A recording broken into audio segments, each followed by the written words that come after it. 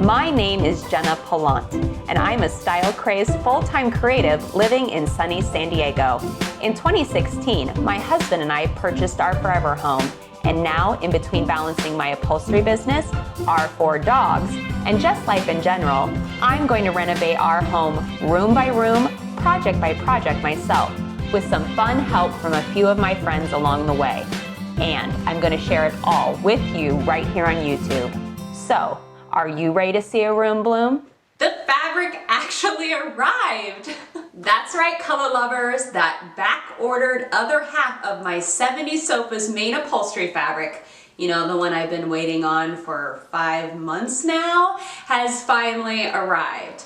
Which means, you guessed it, it's time to get back to work on showing you how to reupholster this iconic 70s beauty. But not before you hit that Room Bloom on YouTube subscribe button. Last time I was working on this furniture piece, back in June of this dumpster fire of a year, I gave you a crash course in button tufting. And now that those buttons are tufted and locked into position, it's time to construct some new custom cushions for this latest homebird upholstery masterpiece. But not before we attach this final piece to the bottom of the inside seat, where I have already stapled into place one of the many pieces of contrasting welting/piping for this sofa's design, which is like tomato-tomato. It's important in upholstery to have an intense attention to detail, so it's visually delighting once you've finished your piece. So I'm a stickler about the measurements. So I made a 3.5-inch guide so the welting was attached throughout the bottom at the same exact measurement.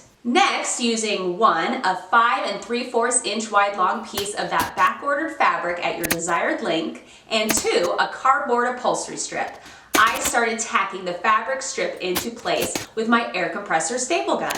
Then, once the upholstery fabric is attached, use spray glue to adhere the Dacron, also known as polywrap, to the sofa's wood, underneath the fabric you just stapled in place. And last but not least, gently folding the fabric over the Dacron, attaching it to the underneath portion of the sofa's inside seat. Alright, now that everything on the inside front is finished, I mean minus those sofa cushions of course, which is the brunt of today's Room Bloom on YouTube episode. I usually would use the original sofa's cushions as the new cushion sewing pattern. But with tufting a new inside back, naturally it will curve a little different no matter how hard you try to get it back the exact same way. Well, that won't do. Ultimately, it's a fool's errand, so I'm going to opt to not use the originals, except for references as I'm building the new ones. And to give you a little preview of what we are building in this video, I have already sewn up one new cushion for an example. Pretty stellar looking, right? To get started on your sofa cushion pattern, take a roll of tracing paper and lay it out over the area where you want your new cushion to be. You can honestly use any roll of paper you have on hand. It just needs to be wide and long enough. Heck, even holiday wrapping paper would work, as long as you can see your tracing marks. Once you have the tracing paper tucked in and secured in place, cut off any excess paper from the future pattern. Next, grab either a colored pencil or crayon, and while holding it straight up down vertically, trace around from one corner to another where the future new sofa cushion will lay. Then, after you've cut directly along the entire traced out pattern, an upholstery trick I swear by is gluing the traced out pattern onto cardboard upholstery backing. That way you have a very stiff yet accurate pattern to trace out onto your upholstery fabric. And then sometimes I even go a step further with more complicated patterns, like this one, by taping down all of the pattern's edges. Now it's time to add the seam allowance to your pattern, aka the little bit of extra fabric you won't technically see once the cushion is sewn, but is imperative for the stitched seams. I do this by taking a scrap of an upholstery cardboard strip and using it as a guide, as a good 1/2 inch is all you need for a good seam allowance, and these strips just happen to be a 1/2 inch wide. Win-win!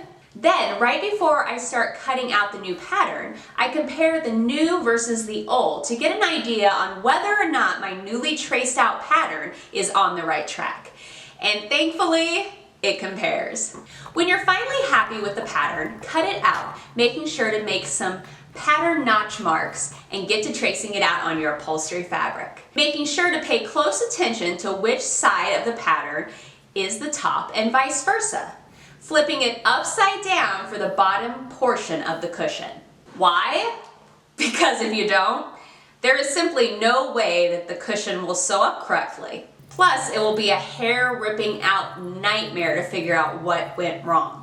Besides cutting out the top and bottom of your cushion fabric, you will also need to cut out one 4.5-inch wide boxing strip at your desired length, and then 1.5-inch wide strips for welting, and two 3.5-inch wide strips for the cushion's future zipper.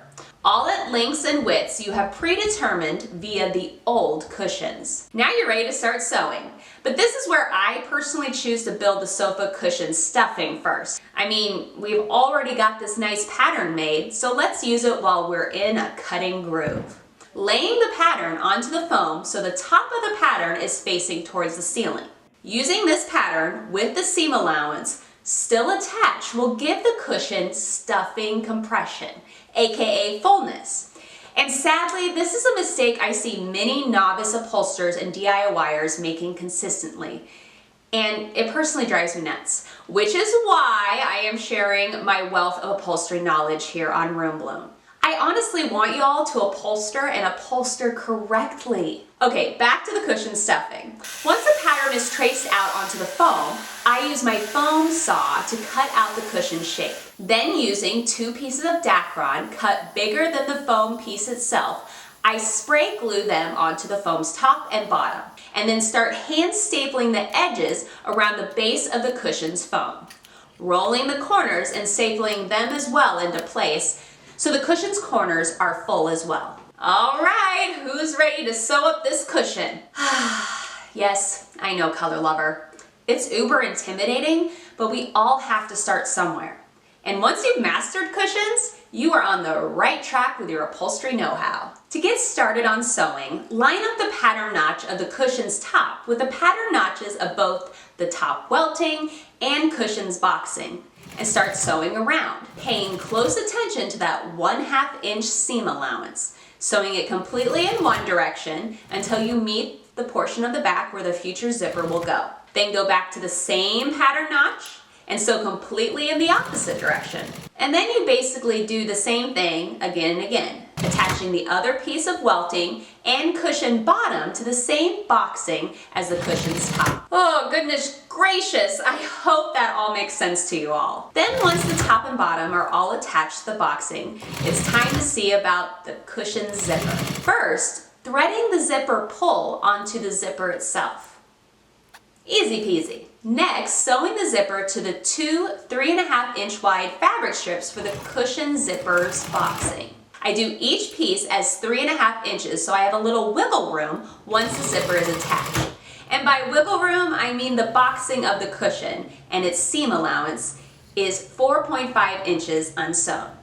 And that's what I need it to finish at, but sometimes you get in trouble with the width while attaching the zipper, and some of your width will be eaten up while sewing. So that's why I do this, so that once the zipper is sewn, I can take one of my pre-made guides and center the zipper on it and make the necessary trim marks. And that's how you get zipper boxing at the exact width you need. It's my personal method to zipper upholstery madness. I'm honestly not sure if other upholsterers do the same thing or not, but it works for me. Then it's time to return to the sewing machine, attaching the new zipper boxing to the pattern notches in the back. And this is where I start getting super giddy and excited, y'all, knowing I am moments away from finding out whether or not my new cushion pattern will work out. Now, for any of y'all wondering how I keep these olive oil arms of mine from having any jiggle on them, well, it's all honestly from stuffing cushions. As you can see, you are stuffing a cushion casing with stuffing that is wider than the cushion casing itself. And like I said earlier, this is how you get the fullness, aka compression, in the cushion. It's a hard task, and sometimes I have to call in reinforcements as it's easier with two sets of hands working together simultaneously. Thank you, my handsome hubby. And now is the moment of truth we've all been waiting for, fingers crossed. Gives a whole new meaning with out with the old, in with the new.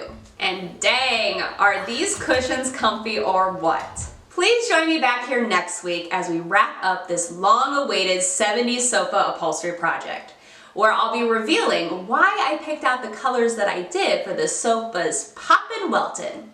That's right, we are going to be attaching that outside back to the sofa, and it's colorful AF, y'all. Here's a hint, 2 words, Peter Max.